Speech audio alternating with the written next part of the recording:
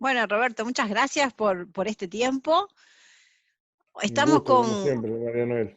con convivir en tiempos difíciles, que es como una combinación tuya, de Ariel, de Lorena Estefanel, en el momento que más lo precisamos, ¿no? Nos tiran ahí un salvavidas como siempre y nos ayudan un poco a ordenar y a seguir adelante. ¿Cómo surgió trabajar ustedes tres?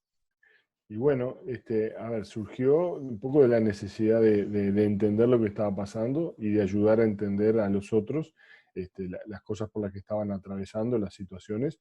Había una situación universal, digamos, bueno, que era desconocida, donde nos encontrábamos que no teníamos suficientes datos bibliográficos, inclusive como para apelar, para tratar de entender esta situación, dado que, digamos, los antecedentes que había en otros lugares del mundo eran mucho más cortos, tenían otras características, nunca habían tenido esta dimensión tan global, ¿no? Y tan fuerte como estaba teniendo acá.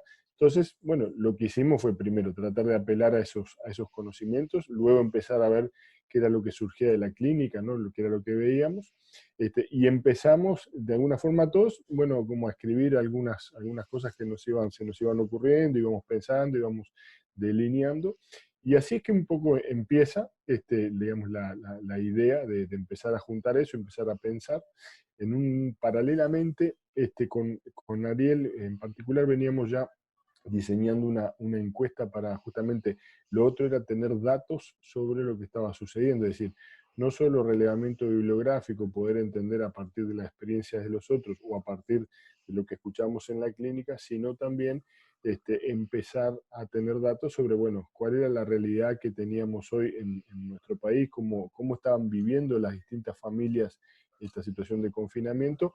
Y para eso diseñamos una encuesta que la empezamos, una encuesta que terminó resultando en una muestra no representativa, siempre aclaramos eso porque es muy importante, pero que nosotros llegáramos a tener 100, 150, 200 respuestas, que está muy bien, ¿no? Ya te da abundante material como para poder hacer un montón de cosas. Pero cuando quisimos acordar estábamos entonces, la verdad que fue una linda sorpresa, porque a partir de ahí también se nos abría la posibilidad de tener datos cuantitativos, ¿no? De tener porcentajes, de poder empezar a ver, bueno, realmente qué era lo que estaba sucediendo, ¿no? Con cosas relevantes. Y hago la salvedad de la muestra representativa porque esto fue lo que se denomina una muestra de conveniencia, es decir, nosotros la fuimos trasladando de los distintos grupos de WhatsApp y así se fue esparciendo, y la gente evidentemente tenía mucha necesidad de hablar y de contar, ¿no? De decir, bueno, a mí me está pasando esto, gracias por preguntar, ¿no? Qué bueno tener algo, después cuando estén las respuestas nos gustaría ver, compartirlo, ¿no? Porque, viste, que, como que era un momento donde también la gente necesitaba poner ahí en palabras lo que era ordenadoras, ¿no? O sea, vos le haces una pregunta y de repente obliga a pensar en cosas que capaz que las tenía por ahí, como atrás de la cabeza, pero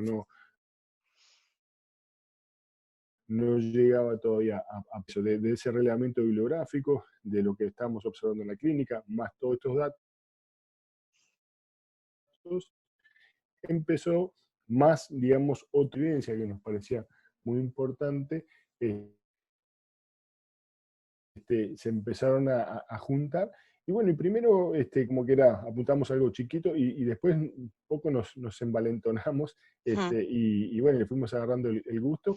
Y además había tiempo también, ¿no? La otra cosa es que había tiempo para poder hacerlo y bueno, y nosotros, si querés de alguna manera, pregonábamos también de que esto eran oportunidades, eran valor, junto con la familia, junto con el trabajo, es decir, oportunidad para hacer buenas cosas, y bueno, y nos parecía que esto cumplía con eso, así que cuando quisimos acordar estaba el libro terminado y ya era un lindo tamaño y bueno, y creo que con muchas herramientas para la gente.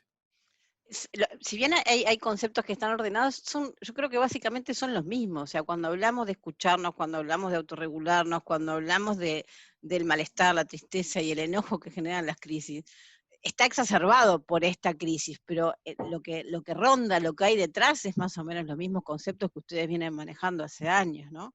Sobre todo en cómo Sí, trabajar con la familia, cómo estar con los niños y todo eso. totalmente, porque los tiempos difíciles, digamos, la categoría difícil, claramente esta que estamos, entraría dentro de esa categoría, ¿no? Pero después, lo de difícil, siempre hay una cosa muy subjetiva en esto, ¿no? Decir, bueno, ¿qué es lo que uno define como difícil, ¿no? ¿Cuál es una situación difícil? Bueno, ahí entra la subjetividad. Y por tanto también, ¿no? Poder resolver eso, poder, digamos, afrontar las distintas circunstancias difíciles que se nos presentan con herramientas, es muy importante para, de alguna manera, bueno, poder sortear todos los obstáculos que se van a presentar en la vida, en mayor o menor dimensión se van a ir presentando, y poder tener esas herramientas para hacerlo es crucial, ¿no? En definitiva, digamos, esto ha sido una gran enseñanza sobre resiliencia, ¿no? Sobre autorregulación, sobre convivencia. Ujú. Vamos a hablar un poquito puntualmente de lo que es escuchar, ¿no? De lo que ustedes insisten, bueno, escuchar todo, ¿no? Escucharnos a nosotros, escuchar al otro, y empatizar, que es más o menos eso junto a la autorregulación, lo que nos acompaña durante todo el libro. Uh-huh. Bien, bien. Escu- ¿Por dónde quieres arrancar? ¿Por escuchar? por escucharnos, sí. Bien, bien. O sea, por la Eh, diferencia entre oírnos y escucharnos, por ejemplo. Bien, ¿no? Ahí, si querés, nosotros al ser clínicos, ¿no? Y trabajar en esto hace 30 años, digamos, uno tiene aguzado un poco el oído, ¿no? Pero ese oído, digamos, de que escucha, si querés, un poquito más allá, ¿no? Es decir, no solo escuchas literal lo que la gente está diciendo, sino que podés escuchar como la música de fondo, ¿no? La armonía, los acordes que están por detrás de esa partitura que alguien está ejecutando, y que te da cuenta de, bueno, de distintos momentos, ¿no? Momentos, digamos, de ansiedad, de tristeza, de depresión, de atorarse como con el mate, como ahora, por ejemplo, es un momento difícil, ¿no? Claro, hay que atravesar los momentos difíciles con hidalguía. Dame un segundo.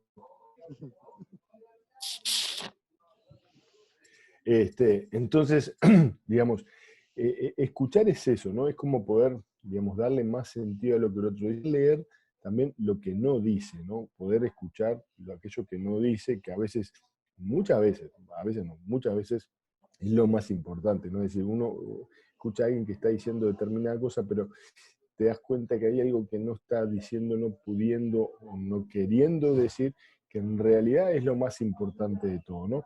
Y bueno, y en la convivencia lo que pasa es que es mucho más difícil, si querés, paso al otro término, ¿no? Luego de la escucha, digamos, como no escuchar o no ver esas cosas, ¿no? La cotidianeidad antes del 13 de marzo tenía muchas posibilidades de huida, ¿no? Muchas posibilidades digamos, de escaparte en el buen sentido, al trabajo, a otras actividades sociales, deportivas, ¿no? Que ofrecen una salida a la convivencia, porque convivir, no es una tarea fácil, ¿no? Eso creo que queda claro a lo largo de todo el libro, ¿no? Que la convivencia no es una tarea fácil, que implica desarrollar muchas habilidades, como la escucha, como la empatía, como la autorregulación, ¿no? Esa capacidad de ponerme, digamos, en el lugar del otro, y por más que a mí me salgan ganas o tenga ganas de hacer determinada cosa, ¿no? Poder frenarme, poder pensar, hacer un momento de pausa, ¿no? Y en definitiva, elegir, ¿no? Lo que quiero hacer y cómo quiero reaccionar. Y bueno, y son todas cosas que se aplican ahora a pandemia, pero como tú bien decís, María Noel, las puedes aplicar a cualquier momento medianamente difícil, ¿no? Yo que sé, desde una situación de tránsito en la calle hasta una situación de dificultad con los hijos, de dificultad con la pareja, con tus padres, con quien sea, ¿no? El libro es, en eso yo te decía al principio, es un salvavidas, lo creo siempre de ustedes, ¿no? Que nos están como ayudando y nos están como revelando en cierta manera cómo asumir o hacer determinadas cosas, o dando una guía por lo menos, ¿no? Y en un momento dicen, bueno, acá las familias se tienen que reinventar, o bueno, ya no vamos a vivir como antes, no vamos a volver a hacer lo que éramos, ni tener todo eso que teníamos por un tiempo largo, entonces Ujú. tenemos que barajar y dar de vuelta, sería más o menos el... Sí, sí, pero vos sabés que ahí se da, por ejemplo, lo contraintuitivo, ¿no? Que nosotros encontramos sobre todo acá en los datos, te diría. Y es que a pesar de la dificultad, a pesar del contexto, y seguramente también en función de que estamos encuestando familias en el Uruguay y no en otros lugares, ¿no? Y familias que de repente tampoco su situación económica, laboral, ha sido, digamos, de desbarranque, de no poder, digamos, llevar un plato de comida a su casa, ¿no? Haciendo todas esas salvedades que no son menores. eh, la gente redescubrió a la otra gente con la que convivía, ¿no? Una de las palabras que más aparece a lo largo de los datos es la palabra más tiempo, más compartir, ¿no? Más juego, más comunicación, más charla. Es decir, la convivencia obligada, ¿no? Ese confinamiento llevó a que la gente se reconociera, ¿no? Re-conociera. Y cuando vos le preguntás si quisiera volver al 12 de marzo, si quisiera volver a la situación y perder cosas que ha logrado en este periodo, el 60% manifiesta que no quisiera perder esas cosas logradas, que tienen que ver con ser más flexibles, ¿no? Ser más pacientes, tener mayor tolerancia, es decir, poder tener una mejor regulación emocional, ¿verdad? Y por lo tanto poder generar un mejor clima familiar. Entonces, cuando vos lo lees con esas, digamos, después de ver eso, decís, pucha, como decimos siempre, ¿no? ¿Tuvo que venir un virus para hacernos pensar esto? Bueno, sí, tuvo que venir un virus, ¿no? Pero bienvenido si en su recorrido lo que dejó fue la posibilidad de repensarnos en los vínculos, de repensar lo que queremos, y que frente a la pregunta, ¿volverías al 12 de marzo tal cual?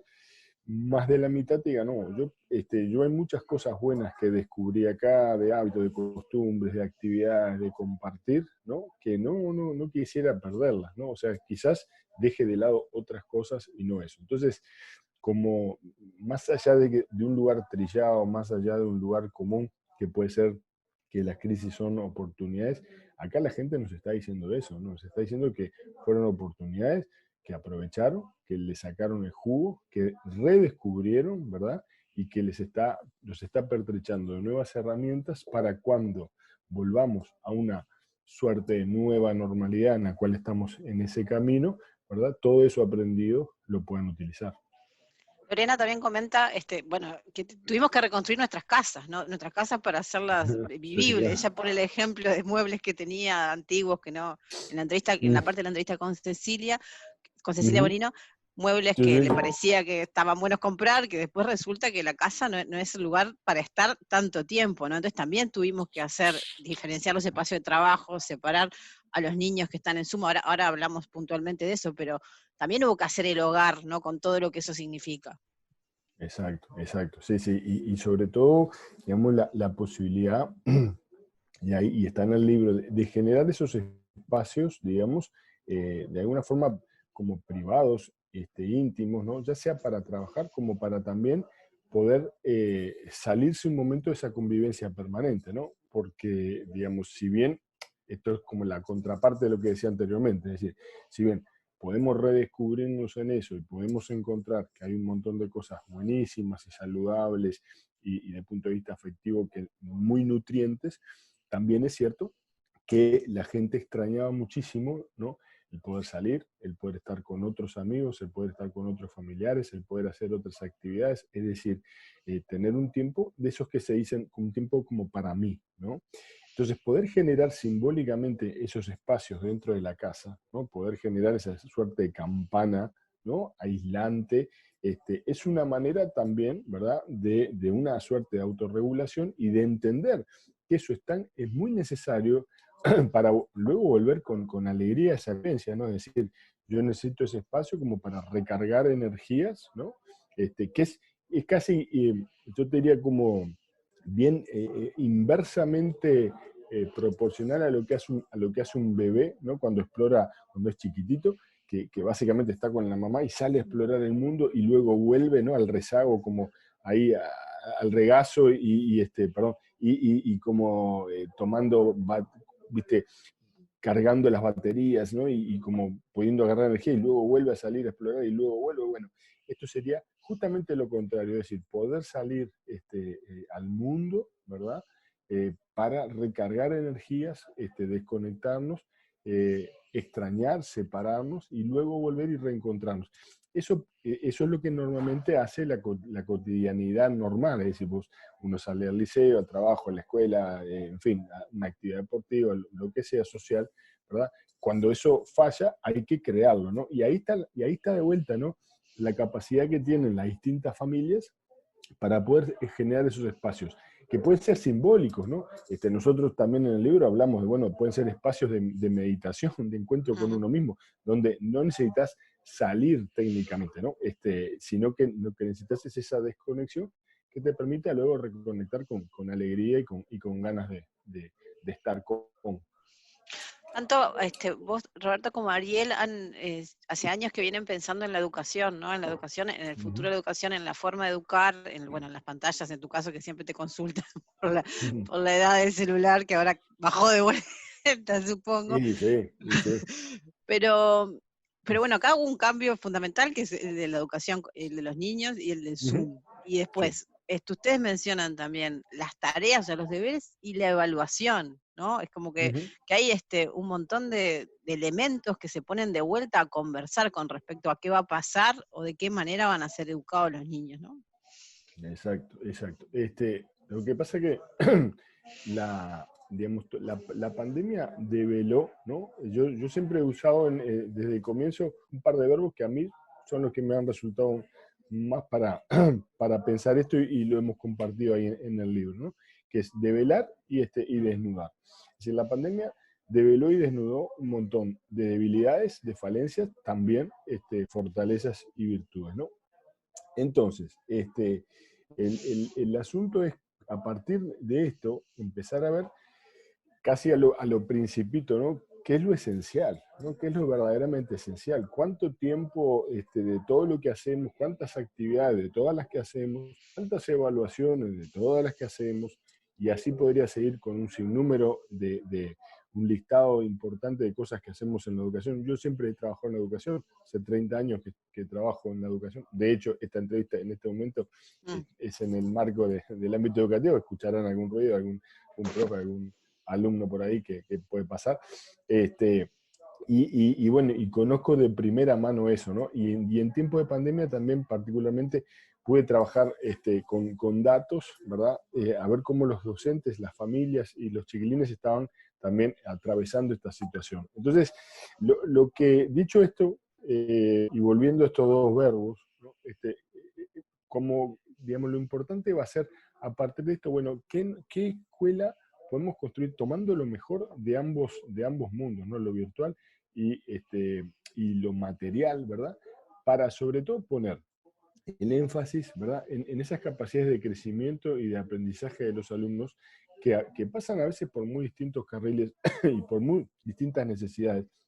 Y hubo gurises que se redescubrieron en esos entornos y otros que eran muy buenos y quedaron para atrás, ¿no? Lo mismo pasó con maestras y con maestros, lo mismo con profesoras y profesores, lo mismo con liderazgos de directores, direcciones, bueno, que algunos pudieron llevar adelante la tarea y otros se encontraron con dificultades. Fue un gran empujón de digitalización, un enorme empujón, un upgrade digamos, al 2.0 claramente, que si me preguntas a mí, yo hubiera deseado que esto no fuera así tan fuerte y que hubiera sido antes, pero bueno, me alegro que sucediera aunque fuera de esta manera, porque creo que es una oportunidad de aprender. Y creo que además nos puso a todos en un lugar muy importante en la educación, que es el lugar de aprendiente, ¿no? Es decir, a veces los docentes, todos, ¿no? Nos ponemos muy en el lugar de enseñantes, y está muy bien, no es que esté mal, pero nos cuesta a veces estar en ese lugar de aprendiente, ¿no? Y esto como fue tan crudo, ¿no? Tan así, barredor y demoledor, nos puso a todos en un lugar de mucha mayor humildad en cuanto a lo que conocíamos y desconocíamos, y eso permitió generar muchas cosas buenas, así como se generaron muchas cosas buenas entre padres e hijos, también se generaron muchas cosas buenas entre alumnos y docentes. Esto no está en el libro, pero cuando yo he trabajado en eso, los docentes te dicen que han conocido muy bien a los alumnos a pesar de, digamos, la virtualidad, a pesar del Zoom. Es decir, que para aquel docente que realmente está comprometido, que quiere involucrarse, que quiere poder ponerse en el lugar del otro, ¿no? Y ser empático con los aprendizajes, esta fue una buena oportunidad para descubrir como otras facetas, es decir, esa madre la cotidianidad, el cuarto, ¿no? Todas muchas cosas que hablan de uno, y que de repente en el ámbito de la clase uno va con su personaje alumno, con su personaje profesor, y bueno, y esos personajes cayeron, ¿no? Y se veían a los hijos de los profesores, a los hijos de los alumnos, o familiares, ¿no? Y lo mismo con los profesores, con los alumnos, y veías otra dimensión, ¿no? Nos humanizó, ¿no? Y y bueno, y eso es importantísimo, ¿no? Es decir, hagamos de ese rol como, y si querés, como, no sé, como un poco estático, que no nos permite de repente jugar con ciertos bordes que a veces son los importantes y que a veces son los que realmente dejan huella en las personas y en los estudiantes. Bueno, creo que esto fue una buena tarea. Pero hay mucho, hay mucho para seguir adelante, ¿no? No, creo que acá digamos, visión entre, bueno, aquellos que están nostálgicos de un retorno a la materialidad, ¿no? Y aquellos que están, digamos, deseando llegar a una nueva materialidad que incluya lo virtual, ¿no? Lo bueno de ambos mundos. Si me preguntas, yo tengo que elegir qué docentes con los que quisiera trabajar, me quedo con este segundo grupo. Ujú. También nos ayudó a los padres a conocer un poco más y a ver el esfuerzo que hacían las maestras por entender la herramienta, por ordenar a niños conectados a los gritos, el esfuerzo que hicieron las instituciones para abrir, para cuidarlos ahora. O sea, creo que, salvo excepciones que siempre las hay en los dos lugares, también nos ayudó Absoluta. a los padres a acercarnos mucho más y a tener muchísimo más respeto por la institución, que a veces éramos muy críticos capaz, o Sí, bueno, sí. o teníamos como ligereza para decir, bueno, porque, no sé, capaz que no estábamos bien parados con respecto a la institución y a los hijos, y ahora me parece que nos estamos juntando un poco más, ¿no? Sí, creo que ese fue un efecto colateral interesante de poder empatizar con lo difícil que es enseñar, ¿no? Y con lo que, y si es difícil para uno que tenés en tu casa uno, dos, tres o cuatro, imagínate con 25 o con 30, ¿no? O sea, ¿cuánto más difícil? Entonces, yo creo que, ¿no? Como decir, realmente hay que sacarse el sombrero con la maestra, con el profesor, que sea capaz de manejar todo este grupo, ¿no? A estas edades, bla, bla, bla.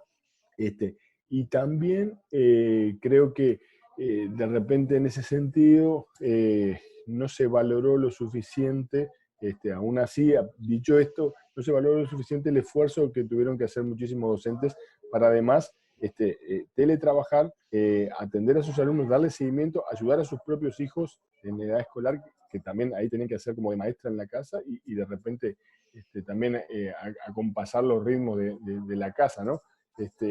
Creo que fueron los más, ese sector y la gente de tecnología que tuvieron que organizar todo el soporte, digamos, las distintas empresas, fue muy importante, fueron roles muy importantes, que quizás no se sopesaron de la manera adecuada, ¿no? Porque esperábamos todo que eso surgiera en la medicina Y en la medicina se dio la paradoja que había mucho menos consultas que lo que había en la cotidianidad, ¿no? En cambio, en la docencia requirió de mucho más trabajo, ¿no? Sí, maestros y profesores, ¿no? Que yo le he visto trabajar como nunca y adscripto llamando a niños que no a las familias que no estaban conectadas. O sea, ahí la verdad que Sí, sí. generó un nuevo lugar que tiene un valor que si perdura sería maravilloso, ¿no? Absolutamente, absolutamente.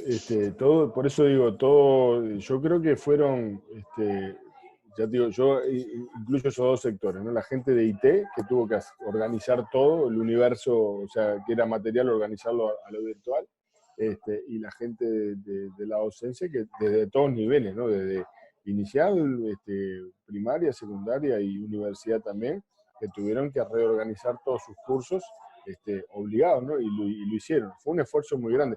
Por eso cuando en algún momento se hablaba de las vacaciones de julio, si Sí, daba claro. o no daba para Sí, hacerlo, sí, pero sí, a sí. ver, Por no favor. había quien No, estuviera medianamente claro, cercano sabía que era una cosa harto necesaria, ¿no? Pero bueno, claro. son esas cosas, ¿no? De percepción que tiene a veces la población en base también quizás a otras realidades y a otros elementos que puedan tener razón también, pero que en este caso claramente había un esfuerzo muy, muy grande, ¿no?